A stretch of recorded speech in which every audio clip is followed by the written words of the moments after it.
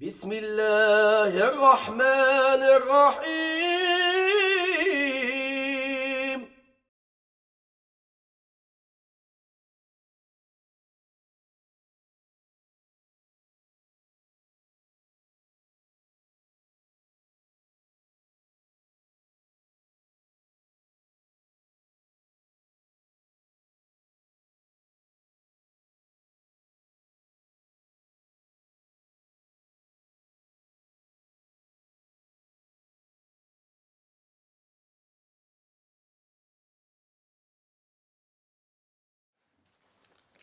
First of all, summarize the previous lesson, which we dealt with. We only made it through two things. We made it through the religious issue, which was faith.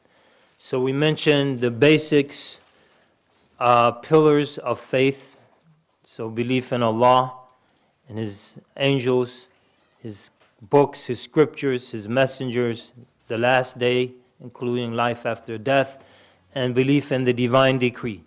And then we mentioned several things that, so if those things constitute the foundations of faith, we mentioned the things that build the house on that foundation. So we mentioned many different things in that regard, that no one's faith is complete. So no one has built this house of faith till he loves for his brother what he loves for himself.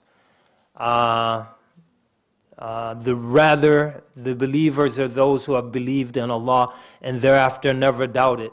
And so we mentioned many of those things. In fact, it took longer than I thought it would take. And after that, we mentioned the primary strengthener of faith, and we mentioned the parable of the weightlifter, and that is practice. So we mentioned the saying of Imam Laqani in Jawharat al-Tawheed, وَرُجِّحَتْ زِيَادَةُ الْإِيمَانِ بِمَا تَزِيدُ طَاعَةُ الْإِنسَانِ, that the majority of scholars are of the opinion that faith increases with an increase in action. So one's acts of obedience, ta'atul insani, when those increase, one's faith increases. When those decrease, one's faith decreases. So one has to constantly strive to be increasing their righteous deeds. And we mentioned how a lot of people get into a rut because they don't increase. So like the weightlifter who never puts more weight on the bar, the muscles stop growing. So the spiritual muscles stop growing. And similarly, what happens when someone that lifts weights? Sisters can relate to this question. Some sisters are working out now. You know. What happens when a weightlifter stops lifting weights? Yeah, the muscles get flabby.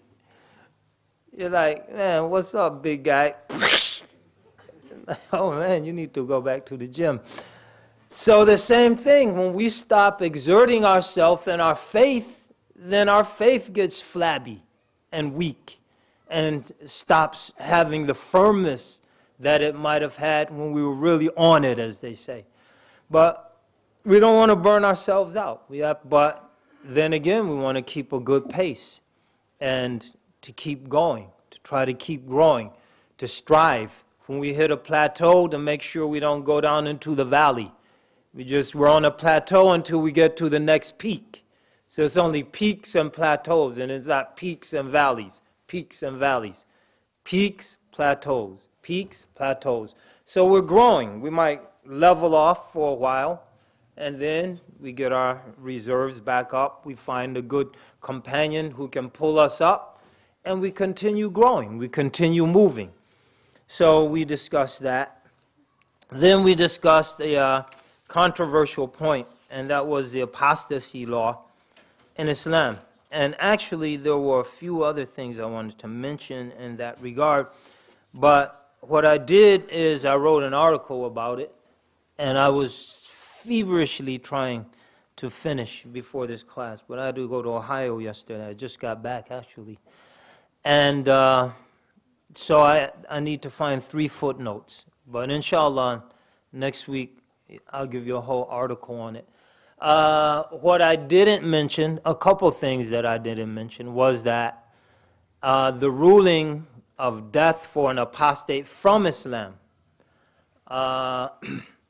is not something that all scholars have universally agreed upon. So, for example, Ibn Taymiyyah mentions that Sufyan al-Thawri and Ibrahim al-Nakhai from the generation of the Tabi'in differed from that opinion. Imam Abdul Wahhab Sha'rani in his Mizan al-Kubra mentions dissent from that opinion, as does Ibn Qudam in the Mughni, one of the great Hanbali scholars. So those things are in the article. Another thing I didn't mention was that even if we say, just disregarding all of the considerations I mentioned last week, if we say this ruling is effective, it's from a category of rulings that are known as al-ahkam al-sultaniyah, or publicly rulings related to the public realm of the Muslims. And those rulings can only be implemented by the ruler of the Muslims, Khalifa, the Amir, the head of the Islamic political authority, a duly, lawfully, legitimately established Islamic political authority. Therefore, they have absolutely nothing to do with us. So don't allow yourself to get sucked into a discussion about apostasy laws, and it has nothing to do with you. You know, I'm here in America, it has nothing to do with you.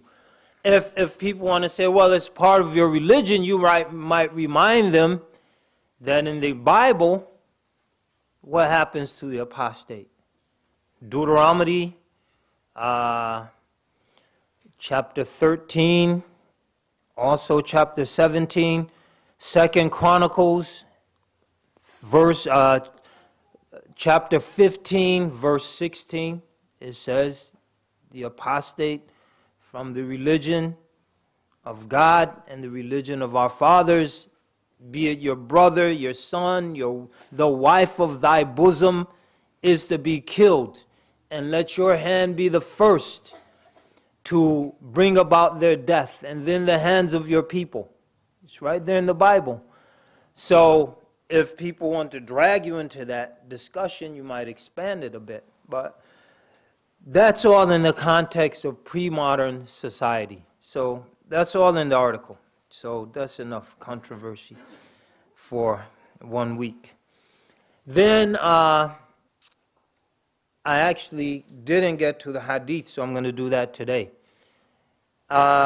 We did have a discussion, but the adhan for Maghrib sounded right in the middle of a very important question. And that question was that there are advocates of quote-unquote traditional Islam, including people here at the Zaytun Institute,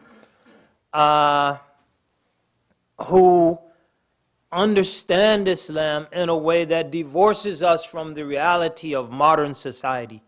That was the question, and I proceeded to answer and was cut off by the adhan. And what I'd like to do is to revisit that question and then move on to the new material from today. So that question, I would answer in the following way, that I don't know anyone here at Zaytuna who is advocating divorcing Islam from the modern context. I think part of the mission statement is to make Islam relevant in the modern context, but based on the richness of our tradition. So what happens, some people that are identified or even identify themselves with tradition oftentimes look at Islam from one aspect of the tradition. So, and that is from the point of view of rulings, legislative rulings, al-ahkam. So that's one aspect of the tradition. But if we just take rulings and divorce them from any interpretive context, then Islam can become irrelevant.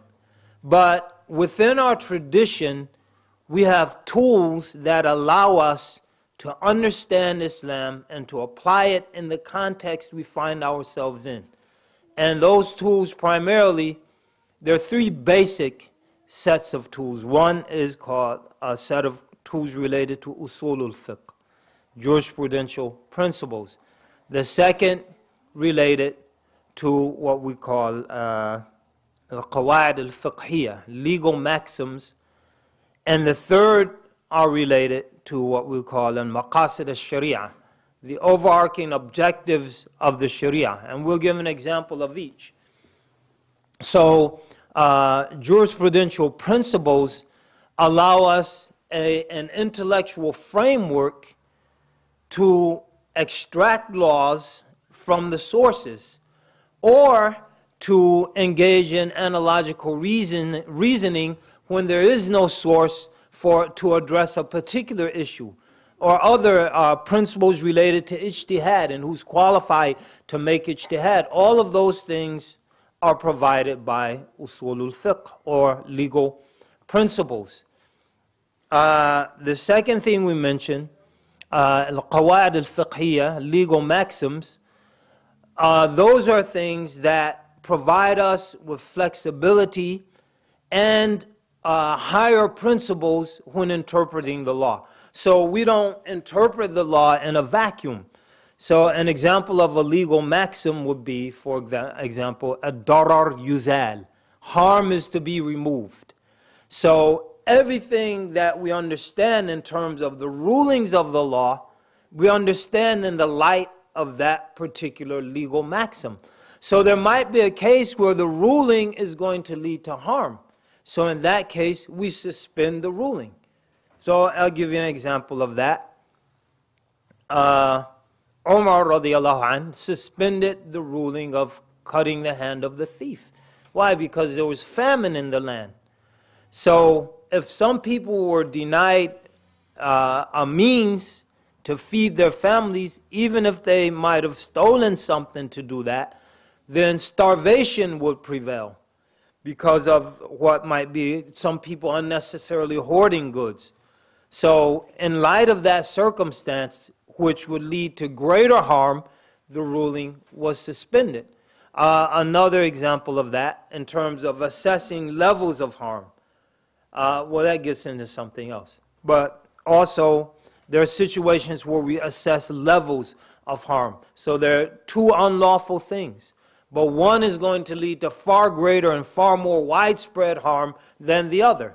So in this case, the principle of khafu dararain, dealing with the lesser of two harmful things, because that goes back to this maxim, darar yuzal. Harm is removed here. Greater harm is removed by lesser harm. So ideally, harm is removed. Harm that is involved in something lawful, or unlawful rather, is removed by something lawful. But it might be a situation where greater harm, which will accrue from the unlawful, is removed by lesser harm, which accrues from something also unlawful, but the harm of that is less. So that provides us a higher principle to look at, interpret, and understand the law. In terms of the overarching objectives of the divine law, we say al-maqasid al-sharia, there are five basic ones, and someone add a sixth, and that is, if you look at the objectives that the whole system of law, not only in Islam, Imam Ghazali, he mentions that all religions were instituted to accomplish these ends. And Islam, being the latest religion, is the final vouchsafer or the final guarantor of the attainment of these ends. And that is to preserve religion itself, to preserve life, to preserve the intellect. So intoxicants are forbidden to preserve the intellect, to protect the intellect. To preserve the family, so fornication and adultery are forbidden to preserve the family. To preserve wealth, stealing is forbidden to preserve wealth, and some scholars add to preserve honor. And so the prohibition against slandering, backbiting is instituted, for example, to preserve honor. So these collectively, these tools allow us a framework to interpret and flexibly apply the laws in various times and places. And this is one of the secrets for the adaptability of Islam. And when it's made a religion that's confined only to the rulings and divorced from the principles and divorced from the objectives of the law and divorced from the legal maxims that help us to understand the law, then we get into a situation where Islam is no longer flexible. So Islam as a religious phenomenon, Noah Feldman, some of you have seen his book, After Jihad, Islam and Democracy. And he mentions in there that democracy and Islam are two global ideas, two ideas that are universally applicable. So Islam, when it was interpreted in its full, with its full array of traditional tools, it was very flexible. So it went to Malaysia and Southeast Asia, and it took on a Southeast Asian flavoring. So the people dress distinctively there. They have distinctive foods. They have some local customs that they Islamized, but they have a distinctive Southeastern Asian flair. When it went to Central Asia, the same thing. They have their own dress, their own food, their own customs, their own language that was Islamized. Languages, South Asia, the same thing. Arabia, North Africa, East Africa, West Africa, Central Africa, you find very distinctive manifestations of Islam. Here in America, you find some very unique American manifestations of Islam. That's due to the flexibility of Islam when it's properly understood. When it becomes confined just to rulings, then it becomes inflexible. And you start to see efforts to standardize Islam. So if you're a Muslim sister, you have to dress like someone from Saudi Arabia, just to make an example. If you're a Muslim brother, you have to dress like someone from India or Pakistan. That's Sunnah clothes, brother. You got to wear the Sunnah. Shawwal Khamis. Right? You brothers have heard this. You hung out with certain Muslims. So there's effort to standardize. So if you just wear American clothes, but you make them baggy, not baggy, you know, not saggy, but baggy, then you're Americanizing Islam. There's nothing to stop you. And that should happen. Because everyone else did it, why shouldn't we have a chance?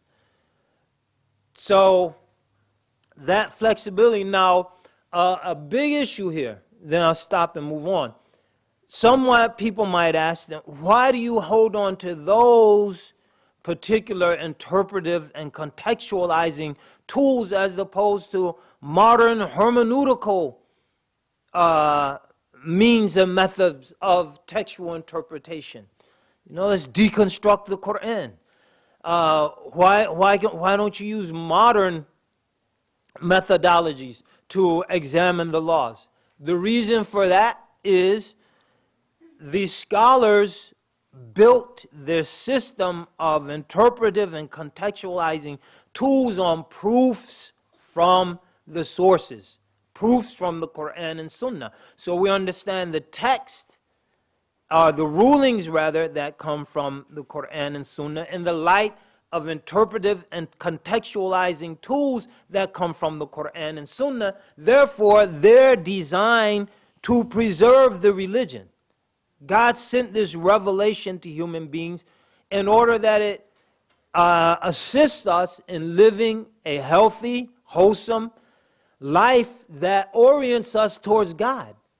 So, as opposed to interpretive tools whose very development was centered on producing doubt and skepticism, not necessarily arriving at the truth, just to produce doubt for doubt's sake and skepticism for skepticism's sake. So no one can arrive at uncertainty. You say, well, my truth is just as relevant as your truth, and your truth is just as relevant as my truth. Then we say, well, where does God's truth fit into this discourse? Oh, God's truth, I mean, we just have to look at it like every other truth. We do, but with what tools?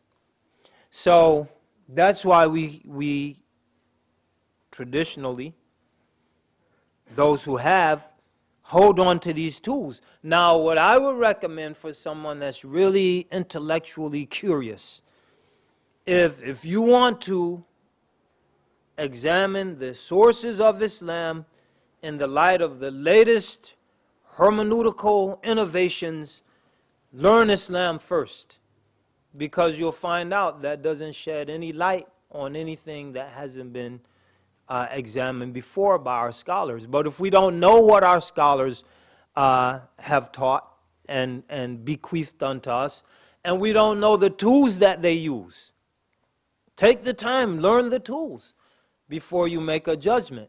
Then how do we know that those tools aren't valid for the task at hand?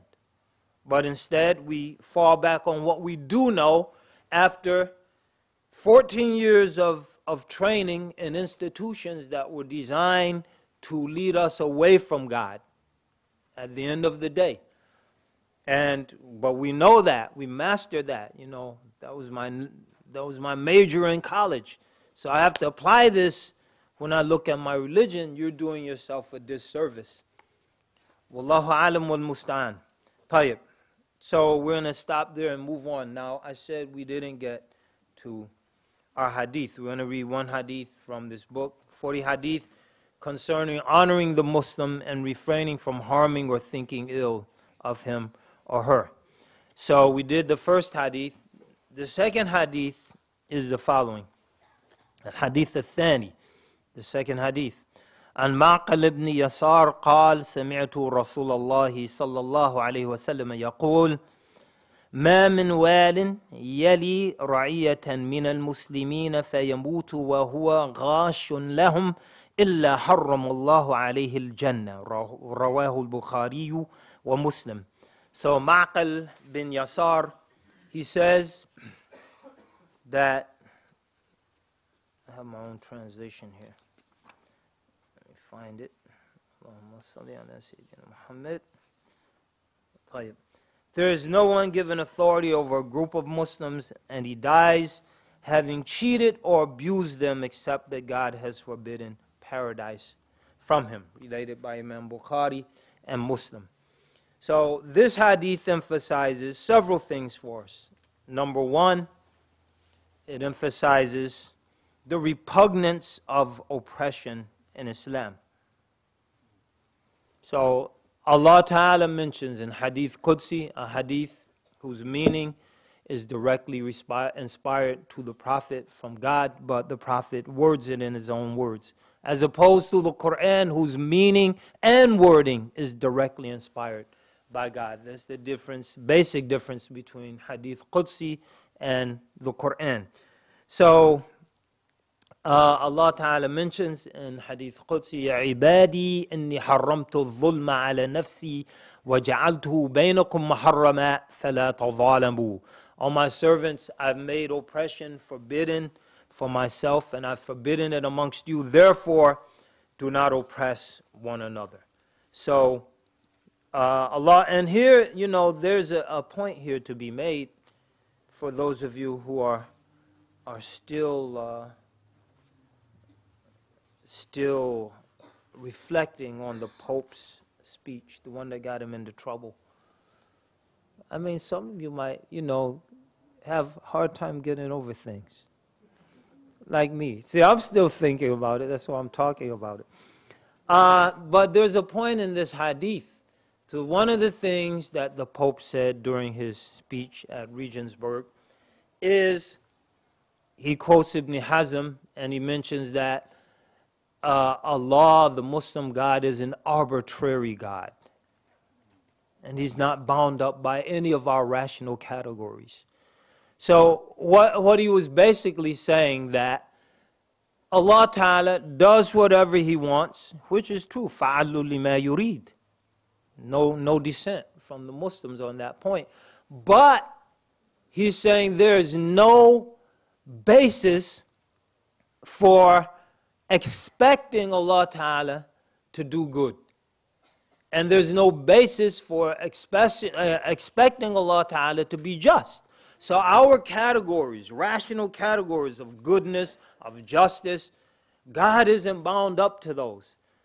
So the difference, this is not accurate. We do not impose those categories on God. This is what the Christian theologians do. And this is what the Mu'tazila did, the Muslim rationalists. They said God has to do good.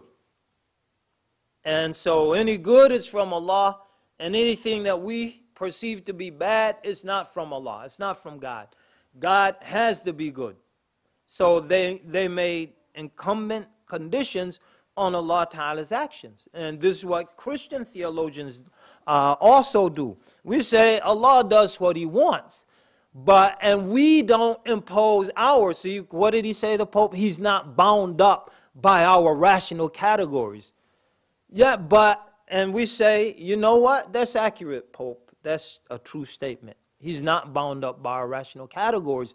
But He Himself has committed Himself to things that are consistent with our rational categories. And so this is one. Ya ibadi, O my servants, inni haramtu dhulma ala nafsi. I made oppression forbidden for myself.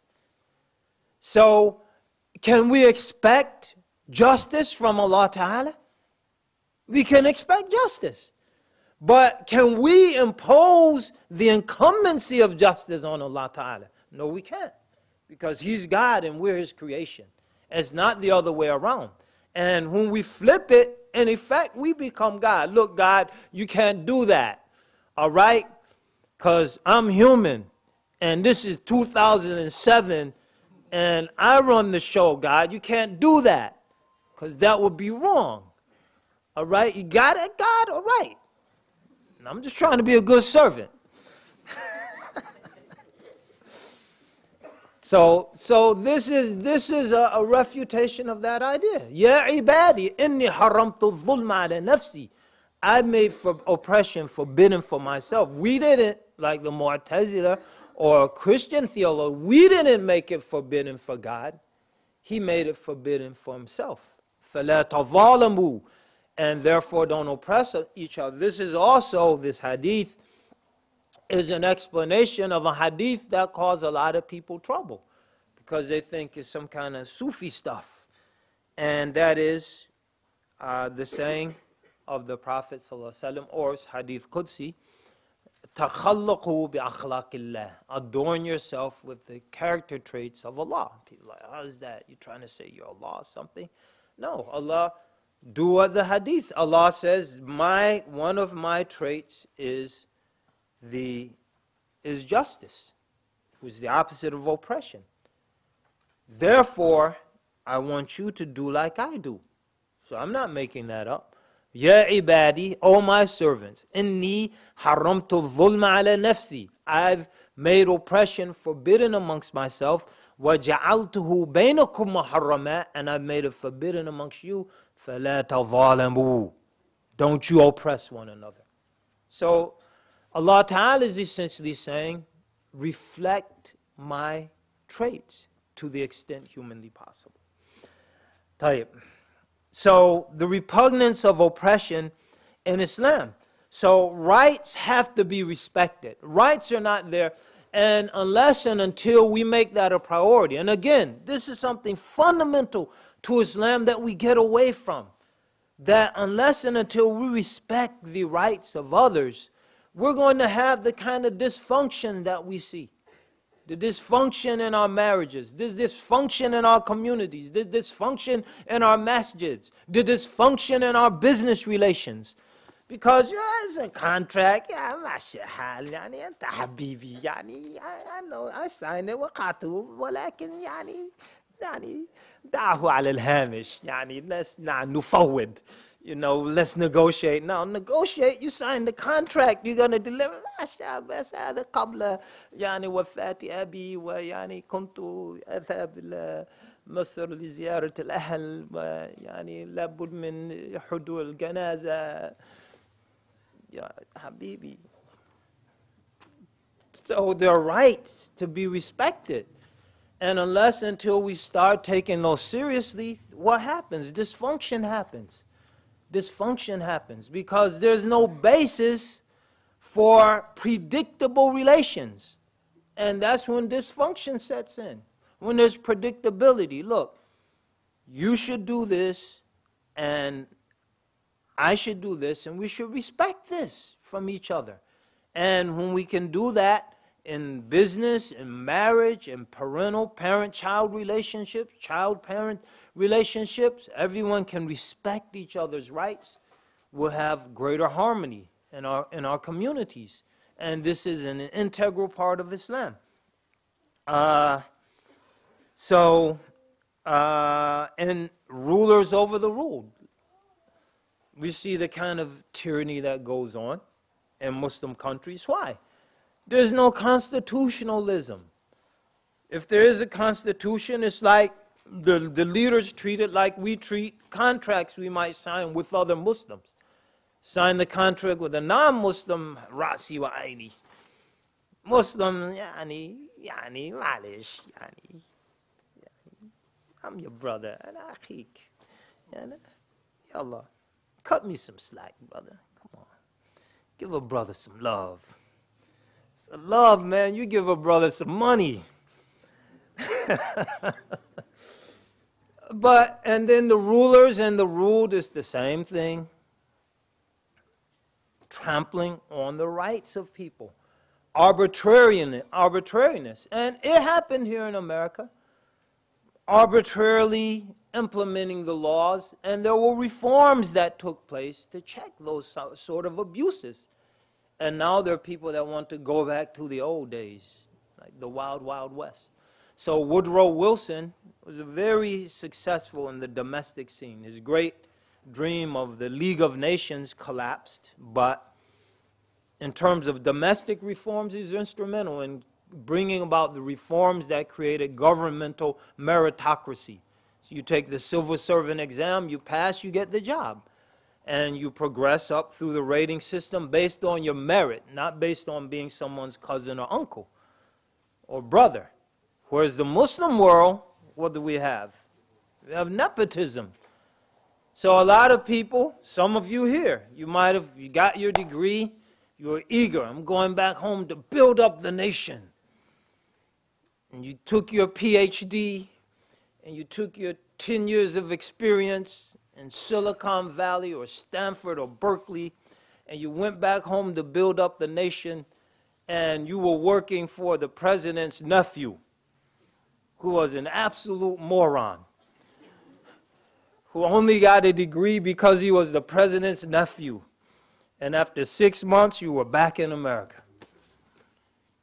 So that, that's a drastic case. I know cases like that. I'm sure some of you do also. But that has to be eliminated. That has no place in Islam. It has no basis in Islam. It has to be eliminated. It has to be opposed. Otherwise, we're doing a disservice to the Muslims. And what did our Prophet say, sallallahu alaihi wasallam? It's right there, the hadith. There's no one given authority over a group of Muslims, and he dies having cheated or abused them, except that God has forbidden paradise for him. It's that simple. So these are matters of salvation, and we have to take them seriously. If we don't take them seriously, again, we'll see the kind of dysfunctions that we see. The second point is, the repugnance of oppression. That's the initial point. Second point is the weightiness of leadership. So, ma min walin, there's no leader. So there's no one put in a position of authority, leadership over the Muslims, and died having cheated or abused them, except that God has forbidden paradise for him. Or her, it might be her. Bukhari and Muslim. So leadership is a weighty thing. It's a weighty thing. So everyone who is in a position of leadership, and all of us are in some capacity or another, has to exercise their responsibilities with the utmost integrity. The utmost integrity. And again, that has to define our attitude. And even if we start right here, if we say, you know what, I'm going to do that. That's going to be my principle, my operating principle. And in a small way, we'll do our part to make the world in general and the ummah in particular better. And that's all we can do. That's all we can do. Conversely, those who are under the authority of leaders should help them. A lot of times all we do is criticize. We should do our best to assist. We should do our best to help. We should give constructive criticism in the best way possible. We shouldn't overlook faults. We shouldn't let the things just keep on snowballing out of control in the local mosque. You know, the people are abusing their authority. We see it, it's plain as day, but we don't want to make fitna. Find a way. People can be very creative when we put our minds to things. Find a way to address the situation. Find a way to give counsel. Write a letter. You know, you could write letters to people. People like writing letters. I have letters right here. Find a way to address issues. Don't sit on things.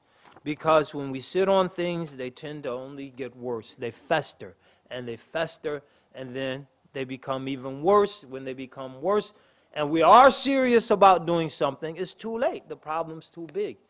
I should have addressed it when it's sore. Now it's cancer. It's a big problem. So leaders should be assisted. We have the great example of leadership in the family. When Ibrahim alayhi salam قال يا بني إني أرى في المنام أني أذبحك فانظر ماذا ترى. So he said, I've seen in my dream that I'm to sacrifice you. What do you think about this? He consulted him. And this is one way to facilitate improving situations. It's through open consultation and communication. Talk to people when it's necessary. They said the Prophet ﷺ, one of his hadith, he said, the one who is silent when a right is in the balance is like a mute shaitan. It's like a mute devil. So sometimes we have to speak up. So this is the leader in the family, Ibrahim alayhi salam. What did his child say? قال يا أبت تفعل ما تؤمر ستجدني إن شاء الله من الصابرين. He said, Father, do what you have to do. You will find me, if Allah so wills, amongst those who are patient. He made it easy for his father. If that's what you got to do, that's what you got to do. You know, I had a good, brief life.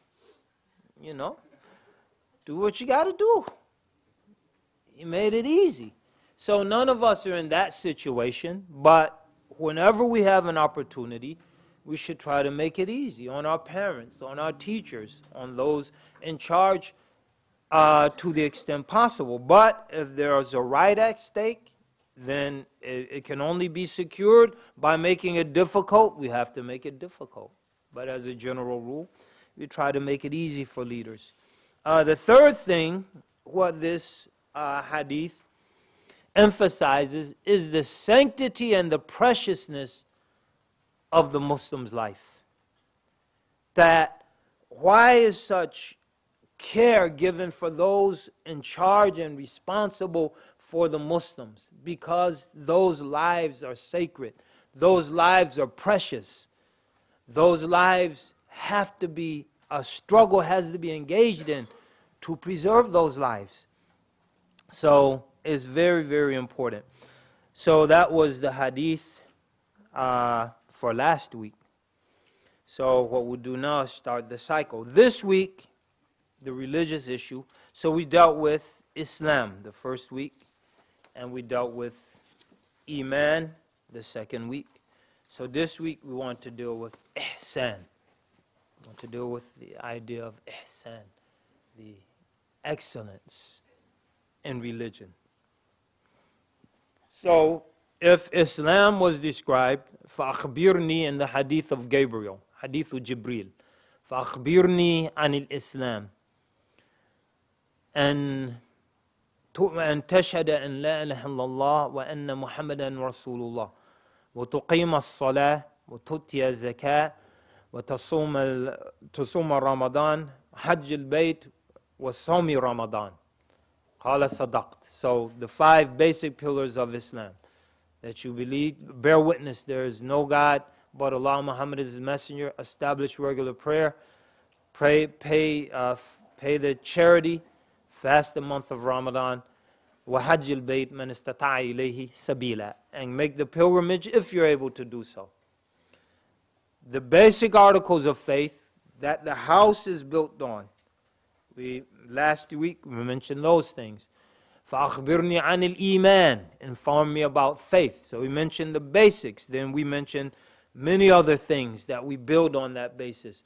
And تُؤْمِنَ بِاللَّهِ, that you believe in Allah, وَمَلَائِكَتِهِ, and you believe in his angels, وَكُتُبِهِ, his scriptures, وَرُسُولِهِ, his messengers, وَالْيَوْمِ الْآخِرِ, and the last day and all it involves, وَالْقَدَرِ خَيْرِهِ وَالشَّرِّهِ, and that you believe in the divine decree, it's good and it's bad. When he was asked, so all these are things you can enumerate. 1, 2, 3, 4, 5, 1, 2, 3, 4, 5, 6. When he was asked about Ihsan, فَأَخْبِرْنِي عَنِ الْإِحْسَانِ, what is Ihsan? He said, أَن تَعْبُدَ اللَّهَ كَأَنَّكَ تَرَاهُ فَإِن لَمْ تَكُنْ تَرَاهُ فَإِنَّهُ يَرَاكَ, that you worship Allah as if you see him, and if you fail to see him, be mindful of the fact that he observes you. So this is no longer a list of things to do.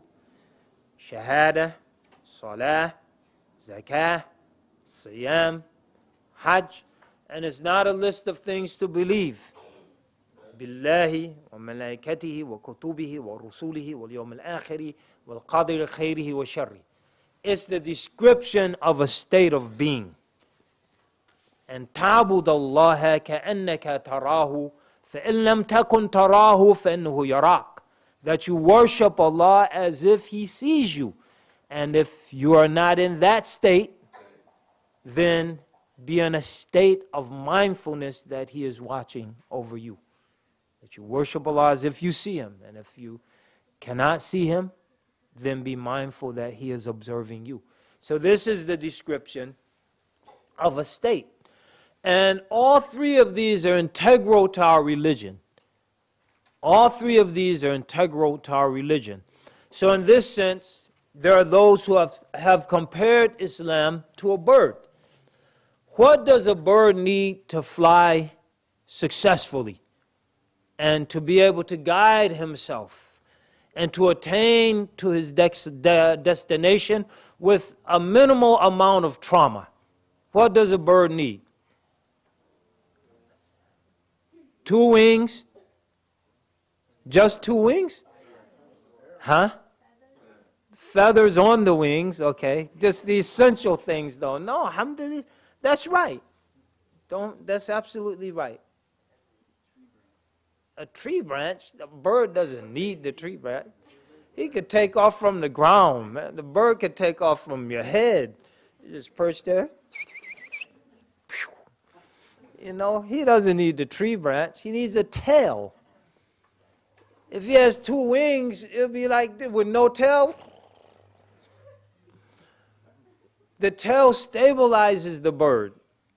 The tail guides the bird. You know, he's cruising along. There's a little dip of the tail that way, dip of the tail that way. You know, dip of the tail that way. It goes down, up. You know, tail is important. So a human being to succeed spiritually, we need these three basic components. We need Islam, Sharia, the things a Muslim does. That's one wing. And we need Iman, the things a Muslim believes, Aqidah. That's the other wing. And we need a tail. That tail is Ihsan. To stabilize us, to guide us. Otherwise, we'll be like the bird. And eventually hit a wall. So we need these three things. And when people get into trouble, is flying with one wing and a tail, or two wings and no tail. That's when the trouble comes. So we need all three. Now, this area of Islam, the ulama who have studied it, there are certain basic things that they have advised as constituting ihsan, or moving us towards the goal of ihsan, to be in this state of constant vigilance concerning Allah subhanahu wa ta'ala. And ta'bud Allah ka'annaka tarahu fa in lam takun tarahu fa innahu yarak. And one is to be always work towards being constantly in a state of remembrance. So if you're a new Muslim, you have to read the Quran. Quran is dhikr. It's interacting with Allah's words. It's repeating Allah's words. That's dhikr. You have to read the Quran. You have to have some awrad. Wherever you get them, you could, but you have to have some invocations that you make, some litanies that you engage in. Subhanallah, Alhamdulillah, Allahu Akbar, Allahumma salli ala Sayyidina Muhammad, La ilaha illallah, khayra ma qultuhu ana, والنبيون من قبلي لا إله إلا الله. The best thing I said and the best thing said by the prophets who preceded me was لا إله إلا الله. يا أيها الذين آمنوا اذكروا الله ذكرا كثيرا. O you who believe, remember Allah abundantly. فاذكروني أذكركم واشكروا لي ولا تكفرون. Remember me, I will remember you. Give thanks to my blessings and don't reject them. So, the remembrance of Allah is one thing that moves us towards this state. And even if you are heedless when you remember Allah, I mentioned this before in another context, you should continue to remember Allah, because eventually your heart will catch up with your tongue. So a person starts making dhikr. So I'm going to say La ilaha illallah. I'm going to sit here and say La ilaha illallah 300 times. Or for the next 10 minutes. Leave the numbers out. So La ilaha illallah, La ilaha illallah. 1 minute in, you're thinking about why the Chicago Bears didn't win the Super Bowl. La ilaha illallah, La ilaha illallah.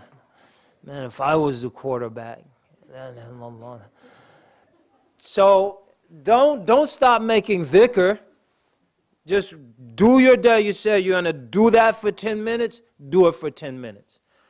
And be consistent with that, because gradually, initially, when you start, the tongue will be up here and the heart's here. So you're saying La ilaha illallah, and your heart's saying, you know, the Bears should have drafted me for quarterback instead of that Tyrannosaurus Rex guy, and they would have won. But gradually, and so that's natural. Don't get frustrated. That's natural. But as time goes on, the heart and the tongue will come into equilibrium. So whenever you say La ilaha illallah, you'll be thinking La ilaha illallah. So at first, sometimes you say La ilaha illallah and you're thinking La ilaha illallah. Sometimes you say La ilaha illallah and you're thinking about dinner. But as time goes on, the two come into equilibrium, but only through consistency. Only through consistency. So you should be like water that's falling drop by drop on the rock. It knocks a hole in the rock. That's consistency. That's the parable of consistency. If we took a ton of water and just deluged the rock, You just let it all out. We open it up, whoosh. What would happen? We have a very clean rock. And the water would be gone, and there's essentially no change in the rock. It's very clean, though. A ton of water just washed over it. But if we took a ton of water and dropped it on the rock, drop by drop, in the same spot, what's going to happen? Depending on how thick the rock is, it's gonna wear a hole in the rock. Depending on how thick the rock is. If not, it's going to definitely make an imprint on the rock. So that's the parable of consistency. So with consistency, there's a evening out. So whenever we say La ilaha illallah, we're thinking La ilaha illallah. And then as we move on, even more consistency, then the heart, so we started, the tongue is up here and the heart is down here. Then there's equilibrium. Then the heart surpasses the tongue. So even when the tongue is saying something else, the heart is saying La ilaha illallah. And that's what some of the scholars refer to as a person being in khalwa even when he or she is in the midst of people. Because their heart is alone with Allah subhanahu wa ta'ala even when their body is immersed in people. So there are various terminologies for that. Some call it fani baqi. That their heart is fani, but their body remains in the world. But their heart is with Allah. So this is one of the fruits of dhikr. And that's one of the things that brings us to this awareness of Allah subhanahu wa ta'ala. Another big part of this is, we said, mentioned last week, righteous or faith increases with righteous deeds. So it's, and our spiritual state increases with good character.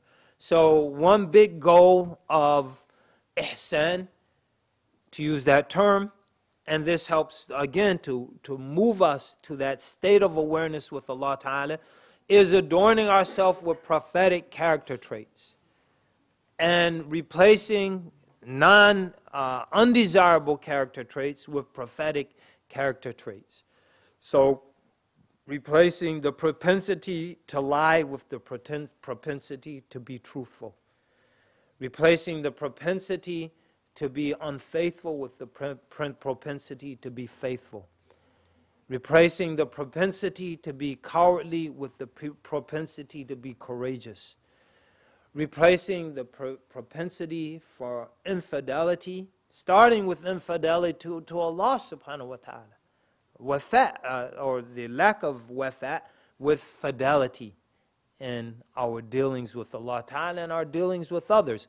So this is a big goal. So when you read a book related to this aspect of Islam, you'll always see mention of the blameworthy and the praiseworthy character traits, the ones that we try to adorn ourselves with. This is a big aspect of this particular part of Islam. Another aspect is reflection.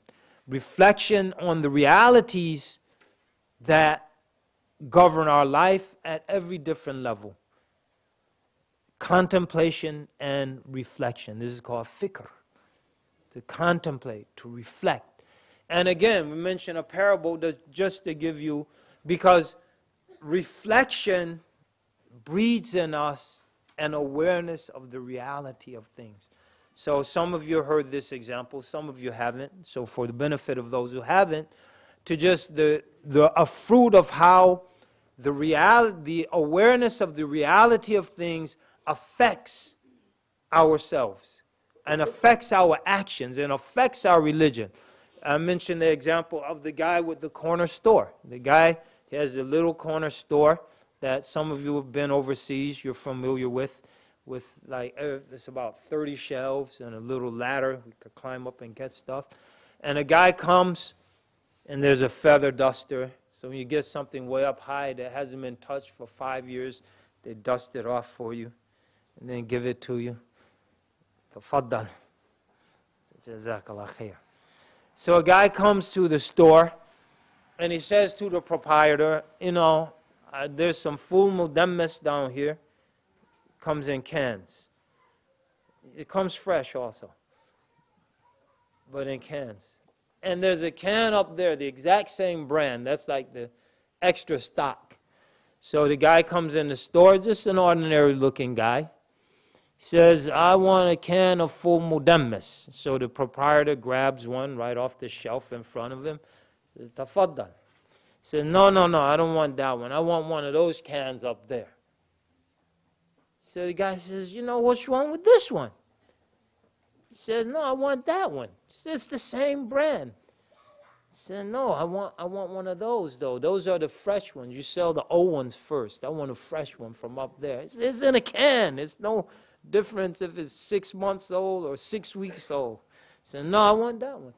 So he said, oh, my back hurts. You know, I can't climb the ladder. So either you take this one or just go to the store next door. He sells full mudammas. So the guy reaches in his pocket. He says, all right, you don't want to get it for me. He pulls out a card and he drops it on the counter. And the guy picks it up. Says, Inspector, Department of Commerce, Customer Service Division. Oh, my back. Oh, boy, I feel better.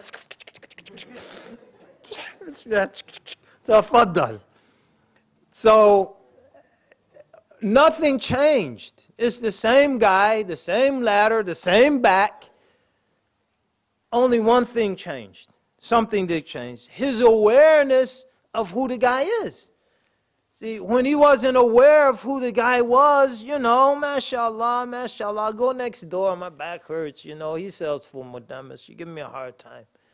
Once he was aware of who the guy was, and he was aware that this guy can do something to make my life miserable, his whole attitude changed. His whole physical well-being changed. His back suddenly got better, just got enthusiastic about serving this customer. So our awareness of Allah subhanahu wa ta'ala, real awareness of who Allah is, can bring about a drastic change in our life. And so reflecting and contemplating and looking at the signs, just as he looked at that card and he said, oh, Assalamu alaikum. كيف حالك يا مفتش حبيبي. So awareness of who Allah Ta'ala is can create a drastic change in one's life. So the scholars in their writings, they try to make us aware. So what we're going to do for a little while, since I was reading out of this book anyway, in the morning we read this with a group of students. This is called Risala Mustarshidin. And this was one of the earliest writers in this particular aspect of Islam, ihsan. And he gives us tremendous advice on how we should be as Muslims. So we said this describes a state of being. And Islam wants us to be something. So some people just think Islam wants us to do something. So they make sure they do everything just right. But who they are as a person can be totally repulsive. Some people think Islam just wants us to believe something. So they make sure that all the beliefs just right. Everything in the Aqidah checkbook is checked off. Tawheed Rububiyyah, Tawheed Uluhiyyah, Tawheed Dhat wa Sifat, Shirk al-Akbar, Shirk al-Asghar, Shirk Mutawassit, Shirk Duna Shirk.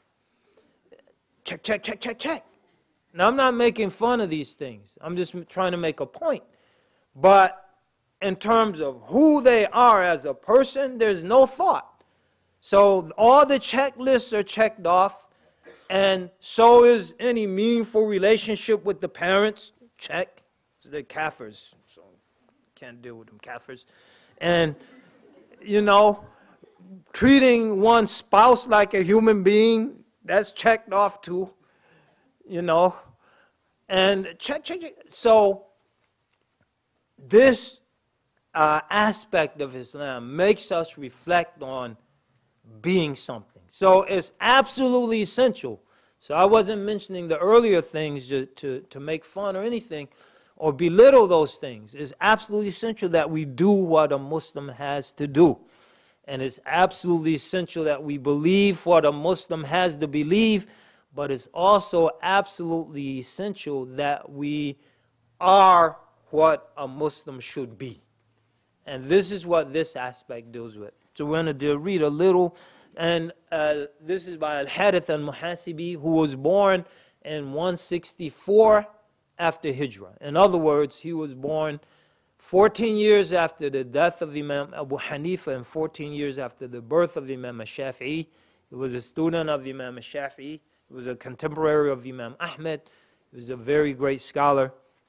And he practiced what he preached. He passed up a fortune because his father became influenced by the Qadariyah, people who said that they weren't legally responsible because Allah had decreed all of their actions. So how could they be responsible? And he rejected his father, who was very wealthy, and he was written out of his inheritance. His father wouldn't basically cut him off. So he practiced what he preached. So we're going to read a little. We'll start here, inshallah. He says, وَعَلَمْ بِسْمِ اللَّهِ الرَّحْمَنِ الرَّحِيمِ الْحَمْدُ لِلَّهِ رَبِّ الْعَالَمِينَ وَالصَّلَاةُ وَالسَّلَامُ عَلَى سَيِّدِ الْمُرْسَلِينَ وَعَلَى آلِهِ وَصَحْبِهِ وَسَلَّمْ تَسْلِيمًا كَثِيرًا. Subhanallah. Look, I said, open the book, we'll just start right here. We're just talking about knowing Allah and how that affects your behavior. He says, قال المصنف رحمه الله ونفعنا الله به وبكم أجمعين وقال أبو أمامة. Abu Umama says, لو عقل ابن آدم عن ربه كان خيرا له من اجتهاده. He said, if the servant really understood, if the son of Adam, the human being, really understood who his Lord was, it would be better for him than all of his religious actions. In other words, a person can worship Allah for years and never really come to a deep understanding of who Allah is and the place that Allah occupies in His creation and the place that Allah Ta'ala holds over that servant's life. ثم قال وَعَلَمْ, and you should know, أنه من جعل همه آخرته كفاه الله هم دنياه. You should know that whoever makes Allah his greatest concern, or the one who makes rather his hereafter his greatest concern, Allah Ta'ala will suffice him in his worldly affairs. In other words, don't be obsessed with this dunya. Be responsible, work hard, but don't be obsessed. Be obsessed with the hereafter. And Allah Ta'ala will take care of the dunya for you. Allah Ta'ala will take care of the world. كما ذكر في الحديث, as has been mentioned in hadith, that's related by Imam Tabarani and others. Anyway, he says, كما ذكر في الحديث تفرغوا من هموم الدنيا ما استطعتم. Try to relieve yourselves from the worries of this world as much as possible. So again, be responsible, be diligent, but don't be obsessed with this world, and try to remove the worries that it brings as much as possible. Because at the end of the day, the world's going to be here. If you beat your head against a big rock, you're only going to hurt your head. So just fighting the world and fighting it, it's got to be that way. It's got to, because you're only going to hurt yourself. The world's, it's going to be here. And collectively, we can make a change in it. But by ourselves, we're only going to hurt ourselves. So we just have to try to relax as much as possible. فَإِنَّهُ مَنْ كَانَتِ الدُّنْيَا أَكْبَرَ هَمِّهِ أَقْصَى اللَّهُ ضَيْعَتَهُ. Because the one who makes the world his or her greatest concern, Allah will make that lost property they're searching for very, very remote. The harder you try to find it, the more remote Allah Ta'ala is going to make it. And there'll never be any peace in this world. ثم قال وجعل فقره بين عينيه, and Allah will make his poverty, his need, right in front of his face. In other words, it'll be inescapable. If I want from this world, I constantly need more from it, and I'm constantly obsessed with that. My obsession is a manifestation of my need. In other words, I have a Jaguar, but I just saw this beautiful Rolls Royce roll by, and man, I got to get a Rolls. I'm impoverished. If I'm riding a bicycle and I'm happy, it helps me to stay in shape. I get to meditate, while I'm just cruising. Sometimes I don't even know where I'm at. I'm just cruising along. I'm surprised no one's hit me by now.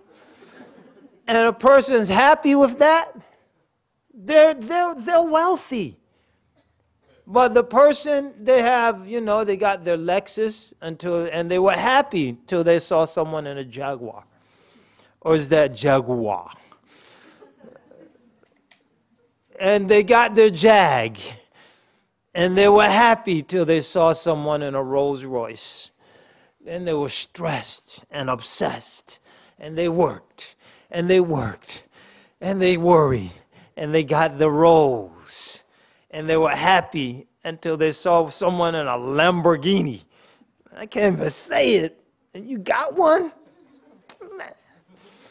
So, and that's how they'll live their life. Allah says, وَجَعَلَ فَقَرَهُ بَيْنَ عَيْنَيْهِ, Allah will make his impoverishment right in front of his face. In other words, it'll be inescapable. No matter what you get, you'll need more. وَلَمْ يَنَالْ مِنَ الدُّنْيَا إِلَّا مَا قُسِمَ لَهُ, and he or she will only get from this world that which has been portioned out for them. No more, no less. And that's already been decreed. So some people, they stress and they obsess and they never get it. And some people, they just kick back and it all comes to them. Because it's already been decreed. So again, we have to work. But don't be obsessed with the world. And don't be obsessed with trying to make the world in our image. The world has to be like this. My knucklehead child has to be like this. And you've been fighting that knucklehead for 14 years. And he's still a knucklehead. So that at a certain point we say, maybe he's just going to be a knucklehead. Man, let me go get an ice cream and kick back and relax. That's the way it is. So you never obtain from the world only any more than that which has been proportioned out for one. وَمَنْ كَانَتِ الْآخِرَةُ أَكْبَرَ هَمِّهِ, and the one who has the hereafter as his or her greatest concern, جَمَعَ اللَّهُ لَهُ أَمْرَهُ, Allah will gather all of their concerns and make them subservient to that concern. وَجَعَلَ غِنَاهُ فِي قَلْبِهِ, and Allah will make his wealth in his heart or hers. Because the heart will be content. The heart will be content with whatever Allah blesses one with from this world. وَأَتَتْهُ الدُّنْيَا وَهِيَ رَاغِمَةٌ, and the world will come to him even if it doesn't desire to do so. And Allah will bring them the world. I guarantee you, if you've really just were obsessed with something and you just couldn't get it, as soon as you just say, you know what, I'm taking a break, I'm relaxing, this is ridiculous at this point. What happened? There it was. There it was.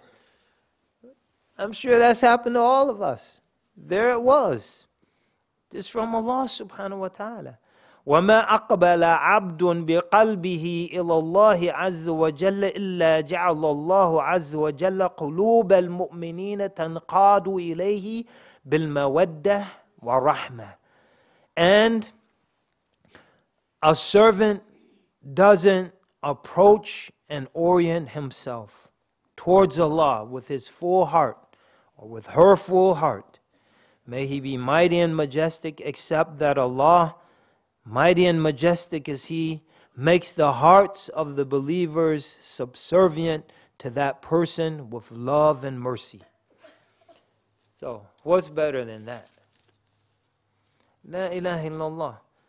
واحذر يا أخي المراء والجدال في الدين والكلام في التحديد وكن من الذين قال الله عز وجل فيهم وإذا خاطبهم الجاهلون قالوا سلاما. He says, and beware, O my brother, of arguing and disputing in religious matters. We mentioned last week the saying of Allah Ta'ala, وَقُلُّ الْحَقُّ مِنْ رَبِّكُمْ فَمَنْ شَاءَ فَلْيُؤْمِنْ وَمَنْ شَاءَ فَلْيَكْفُرْ. Say, the truth is from your Lord. Whoever desires, let him or her believe, and whoever desires, let him or her reject faith. The truth is clear. We don't have to beat people over the head with the truth. If they don't want to accept it, that's their business. No, you gotta see this. Astaghfirullah. You don't understand. That's an innovative bid'ah, shirk position. And I'll prove it to you. And usually the proof, how many people you know change their minds as a result of an argument?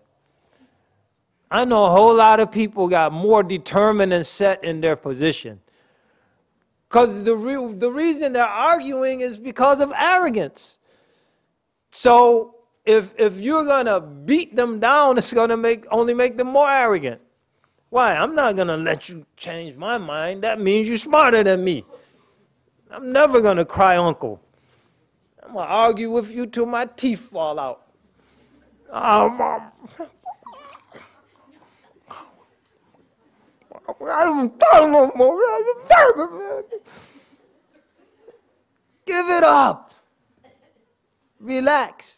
Seriously. That because the truth, it only belittles the religion. If it's truth, it'll manifest itself. لا إكراه في الدين. There's no compulsion in religion. Why? قد تبين الرشد من الغي. Because truth clearly distinguishes itself from error. So if someone said, no, I got to establish the truth and I have to prove the truth, then the truth must not be doing a good job on its own. It's like, man, that's the champ. He could beat up anybody. Man, get your hands off him. Man, he's the champ. Can he take care of himself? It's like, get away from him. So truth will take care of itself. It doesn't need us. It needs us to follow and then to just show people. There it is. And the best way to show people is through our example. How many people have changed because of an argument? But how many people you don't say anything, they just start imitating you? If you told them, they never do it. But you just showed them a better way, and they just start falling in. And then they may believe they can't, they stumbled upon it. And if you're wise, you just let them believe that. You don't say, no, really, don't you remember that conversation we had and I told you about it? You say, wow, subhanallah, really? Subhanallah, that's great. And you go and have a little chuckle. But alhamdulillah, if that's what it took, mashallah. So he said, وَالْكَلَامَ فِي التَّحْدِيد. And arguing about the essence of Allah. It means tahdeed here, trying to prove that there's some limit for Allah, some shape or something. But generally speaking, concerning Allah's essence. Because we'll never attain to the essence of Allah. And in that sense, Allah is absolutely transient. Like the Pope said, لَيْسَ كَمِثْلِهِ شَيْءٌ. Quran says there's nothing like unto Him. But He manifests Himself in His creation through the effects of His names and attributes. وَهُوَ السَّمِيعُ الْبَصِيرُ. But He is the hearing, the seeing, in a way that's commensurate to His majesty. Subhana, be he exalted and removed above any likeness with anything in his creation. So, yes, Allah Ta'ala is totally transient, but he has manifested himself in the world through his names and attributes, and on that basis, we love him. So there's a real basis for love, because we've seen the manifestations of Ar-Rahman, Wa-Rahim. We've seen the manifestations of Al-Alim. We've seen the manifestations of Ash-Shakur. We've seen the manifestations of As-Sabur. We've seen the manifestations of Al-Qadir. We've seen the manifestations of Basir, As-Sami'. We've seen the manifestations of his names and his attributes, and those are the things that endear him to us. Not our ability to make his essence into something we can relate to and then say, on that basis, I can enter into a personal relationship with God. So, no, we're on the basis of what Allah Ta'ala manifests in his creation, we can enter into a personal relationship with Allah Ta'ala while maintaining his transience. That's the beauty of Islam. It's incomparable. It's incomparable. طيب. And then he says, وَكُن مِّنَ الَّذِينَ قَالَ اللَّهُ عَزَّ وَجَلَّ فِيهِمْ. And be like the people Allah has described when he says, وَإِذَا قَاطَبَهُمُ الْجَاهِلُونَ قَالُوا سَلَامًا. When ignorant people address them, they say peace. They don't argue with ignorant people. Only a fool argues with an ignorant person. Why? Because they don't know the point you're trying to make because of their ignorance, so how can you ever make a point? Did everyone get that? I'll say it again. Only a fool would argue with an ignorant person because they don't know the point you're trying to make because of their ignorance. What is ignorance? Lack of knowledge. Their lack of knowledge prevents them from understanding the point you're trying to make. So, what's the point? You're just arguing for arguing's sake. So he says elsewhere in this book, we're not going to get to it today, he says, لا تماري سفيها ولا حليما. Don't argue with an ignorant person, a fool. Don't argue with a fool, because the fool doesn't even know what the point is. The fool is just getting you wrapped up in the argument, and because they're so foolish, it can get really complicated. And before you know it, an hour is going by, and you're totally exhausted, but you're battling on. Nah, you just don't get it, man. You must be stupid. You're like, I'm stupid? Keep arguing. It said, don't argue with a fool and don't argue with a forbearing person. Because in both cases, you're going to exhaust yourself. Because Halim, the one who's forbearing, is just going to listen to you. Really? MashaAllah. MashaAllah. MashaAllah. Alhamdulillah. And the fool is like, ah, and you're like, ah, and it's just escalating and escalating. So when the ignorant people address them, they say peace. Assalamu alaikum. So you try to make a point, you see right away, this isn't going to go anywhere. Peace, alhamdulillah. You know, you might have a point. Let me go home and think about it. Please let me go home and think about it. I don't want to stay and argue with you. But what about the last 5 arguments? I learned my lesson. He said, وَالْزَمِ الْأَدَبِ. And always adhere to proper etiquette. Know the etiquette of every situation and adhere to it. A Muslim is a person of adab, a person of etiquettes, a person of manners, a person of decency. Muslims, we should hold doors for people. Like, I ain't holding doors for that kafir. You know, the person, 2 arms full of groceries, obviously had a very long day. Hold the door. Say, you know, please, tafaddal, bismillah. That means be my guest. Oh, tafaddal means be my guest, please.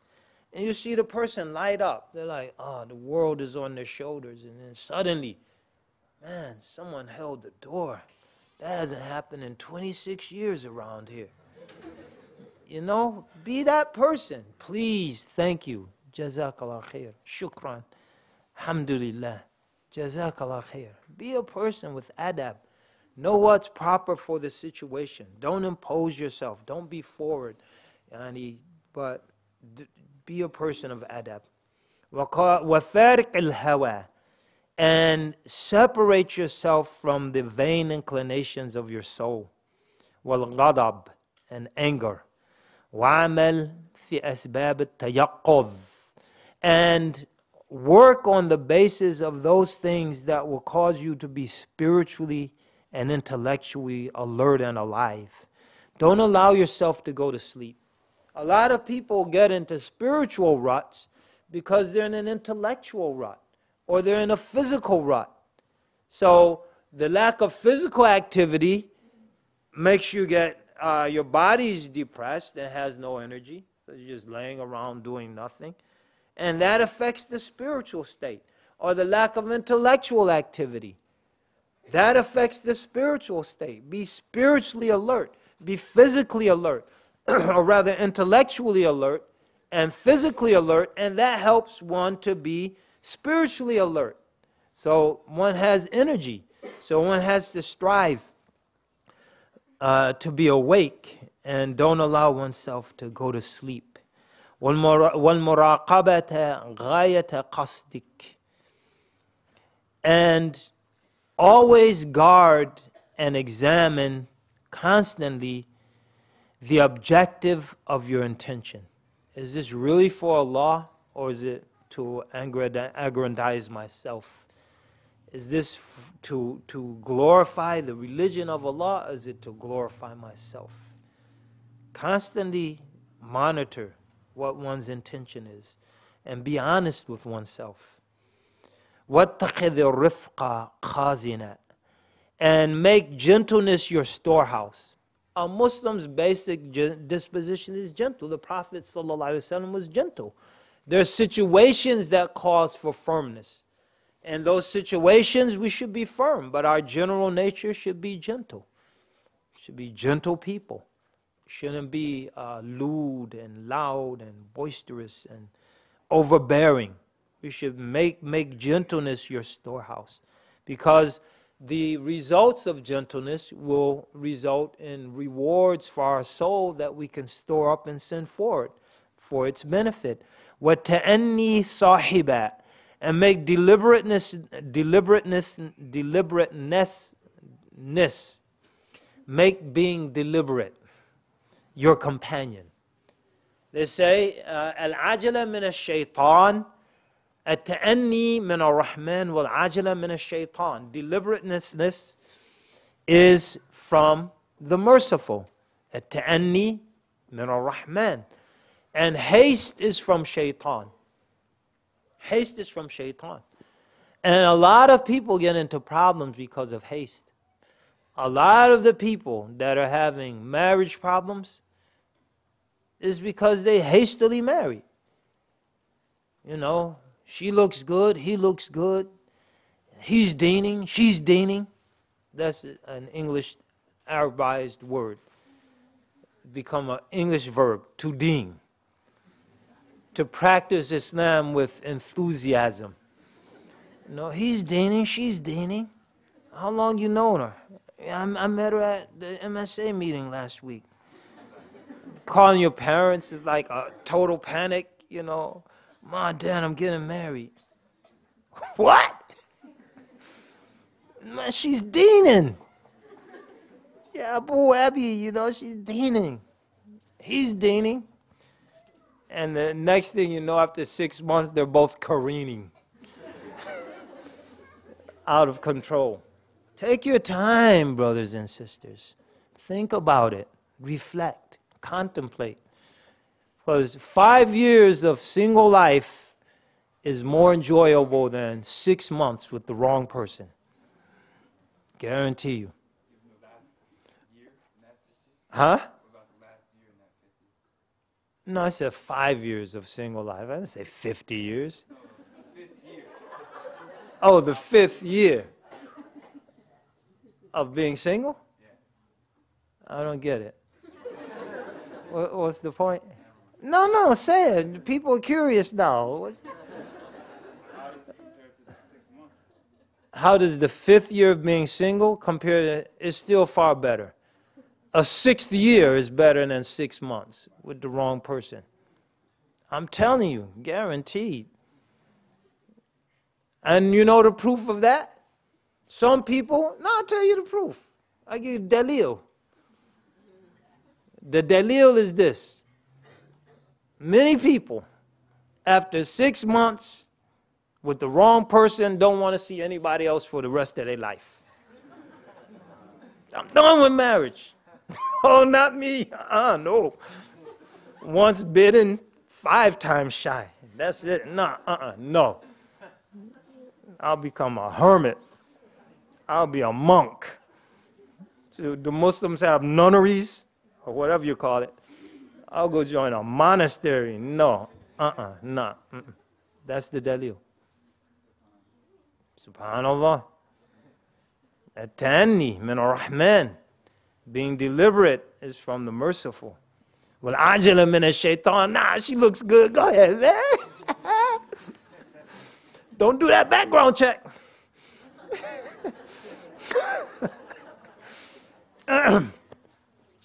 وَالسَّلَامَةَ كَهْفًا.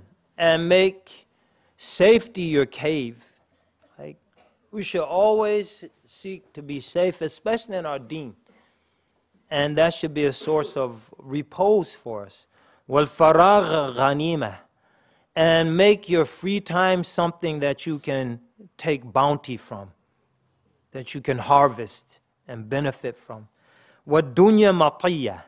And make the world a conveyance to carry us to the akhirah. وَالْآخِرَةَ مَنْهَلًا. And make the hereafter, Allahumma salli, I forgot what a manhal is. Subhanallah. Will anyone remember? It should come to me because I've read this book several times. Allahumma salli ala Sayyidina Muhammad. Inshallah it'll come. وقال الحسن إن الله عز وجل لم يجعل لعمل المؤمن راحة دون أجله أو لم يجعل للعمل المؤمن راحة دون أجله. And Hassan al-Basri said that Allah Ta'ala, mighty and majestic is He, has not made for the believer any comfort short of his or her death. In other words, as long as you're a believer, you're going to have to work. As long as you're a believer, you're going to have to work. And that's the way it is. So there can be rest, but in terms of working in our faith and working to strengthen it, and this goes back what we said before, people that get into ruts, they stop working, stop lifting those weights. Then the muscles get flabby. Faith takes work. It's not easy. We mentioned last week, يعني حفت الجنة بالمكاره. Paradise has been surrounded by difficult things. حفت النار بالشهوات. And hellfire has been surrounded by the lust, things easy to incline towards. So it's work. واحذر مواطن الغفلة. And beware of the places that will induce heedlessness in you. So try to avoid places that will induce heedlessness. If you know you're going to go there and you're going to start forgetting about the things a Muslim should be doing, don't go there. وَمَقَاتِلَ الْعَدُوِّ. And avoid the snares of the enemy, the hidden traps. So as we move through this world, never let your guard down, your spiritual guard. Think, oh, it's easy now, and that's when the snare comes up. You step on it, bam, it's right in your face. Beware. وَطُرُقَاتِ الْهَوَى. And the roads that lead to following the vain inclination. Avoid all of those things.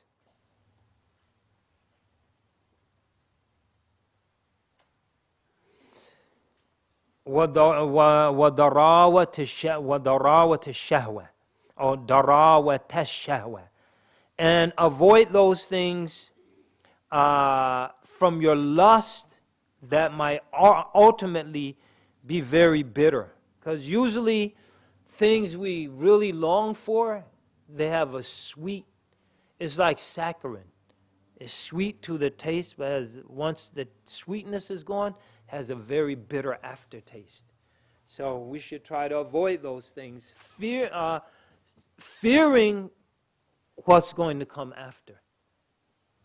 So, an example, a person, وَنَعُوذُ بِاللَّهِ, might be caught up and in a situation where they're involved with some drugs or some alcohol, and here comes the hangover.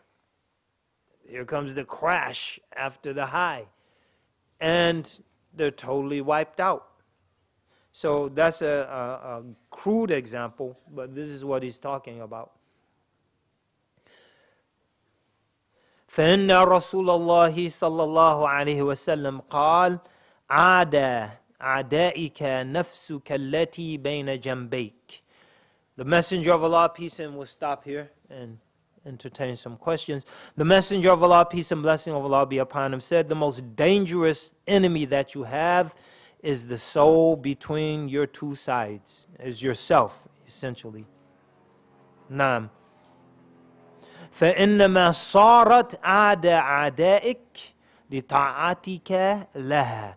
And it became your most deadly enemy because of the ease with which you obey yourself. So one has to be on guard. So we're going to stop here. Ask Allah tawfiq. And so those are the things we mentioned earlier, from dhikr to the things we mentioned from character.